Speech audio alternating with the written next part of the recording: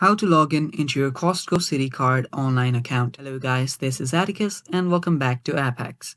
In today's video, I'll teach you guys how you can log in into your Costco Citi Card online account. So let us get started. First, open up any web browser. You can use any web browser. I'm using Google Chrome. After you open it up, just search for Costco Citi Card online. And after you find it, you will see the citi.com website. So just open that up. After you open it up, you will see different options here. You do not have to just scroll ahead. What you need to do is tap on this sign on option on the top right. Tap on sign on.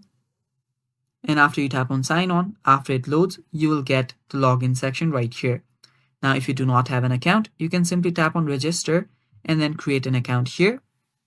So if you do not have an account, you cannot log in. So just create an account from here and then get back here to log into it. Now just type in your user ID and type in your password. After you do that, if you want to make your login easier for the future use, tap on remember user ID and just log in. If you've forgotten your user ID or password, you can simply recover it by tapping here or here. And after you've done that, you will simply log in into your account, and that is all. Thanks for watching, guys. That is how you log in into your Costco Citi Card online account. Stay tuned for more, and bye-bye.